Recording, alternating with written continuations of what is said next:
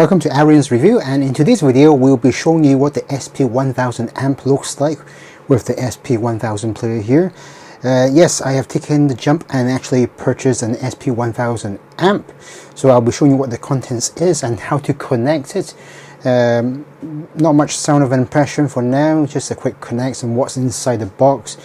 Just to clarify that this item has already been opened due to the fact that I have purchased this amp second-hand at a good price, which was about 19.4% off the retail price, making it 5,300.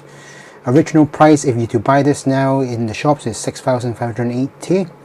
So I've saved over $1,000-ish just by going through this process. The person who I purchased from was from a friend. He only purchased it on the 3rd of July. However, he is trying to sell some of his gear, and so I took this off his hand just today. So let me put this on the side as I don't need this for now. As I mentioned, it has been opened. I am saving over more than $1,000. It has been opened by him. He has used it several times. However, he is now currently using a different player. There's my receipts from him, which I don't. Just to let you know, the price of the Sp1000 is 6,580, but we did have a promotion at 6,280. However, that promotion is now gone and they're not taking any stock right now. So on this right side here, we have the Sp1000 in black. Yes, in black. I know I do have a copper player. Now, due to the fact that I'm saving quite a lot of money, I think I don't mind having the black player. And furthermore, as I mentioned, the copper, if I were to buy the copper, the only front changes to the front is actually this part here, this metal frame. For the copper one, it will be in copper. With the stainless steel one, it will be stainless steel. With the black onyx one, it's black onyx. It's just this piece in the front that changes. Okay, so I'll put this on the side. Here we have some warranty information. On the left here, which is what I need, contains the Sp1000 amp case. So here we have an extra USB-C charging cable, which I will not need, and I have the Sp1000 amp with the player case. So let me just tidy all this up and put this all back, because I will not be opening this box ever again once I've done this, unless I'm selling, of course. So here, and this, and my receipts away first, so that I can tidy up this table and show you what it looks like with the Sp1000 attached. So hence the reason why I did a video yesterday of how to upgrade the firmware of the Sp1000. It was actually in preparation for using this amp, and as well obviously for testing to see if it still works with tips and 3 and 4 of what I've done on YouTube. So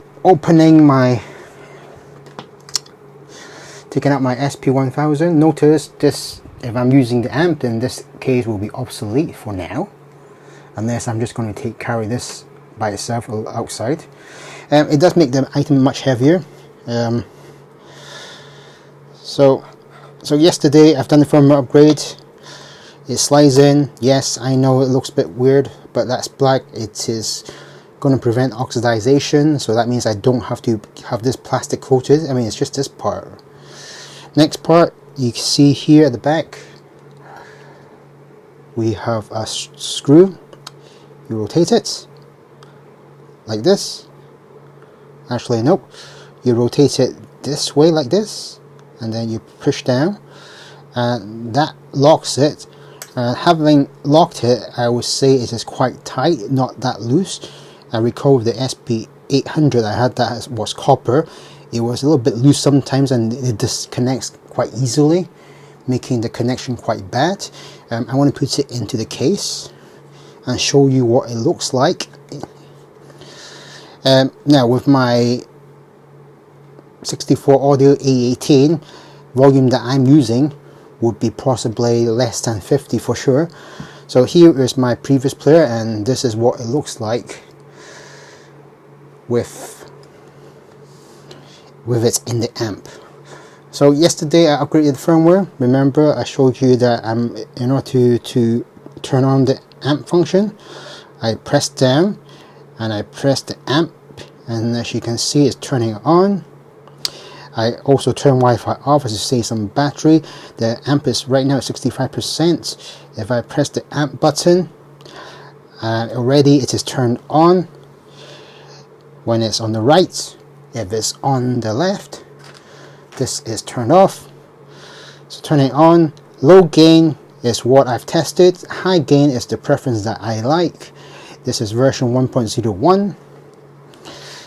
You can see here there is a blue light that I can turn on, and that is what it looks like with the lights turned on, but mostly I have this turned off as to save some battery. Does it require burning? Yes, it does require burning. I'm going to be charging it, playing it, making sure that the burning process does happen. If you don't know what burning is, I'd have done a video of what burning in a player is like and the process that I go through. This is the 3.5mm jack. This is the 2.5mm jack, which is the one that I use most. This is the USB-C connection cable. This is the power LED indicator. On the top there's nothing much. The case looks quite nice. As I said, there are some grills at the back, just as because this is to let the air or the heat evaporate or not get too hot when it's actually in the case. It does make this quite big, okay, so it is quite thick now. Even the case that I previously used no longer fits, so I need to find an external case.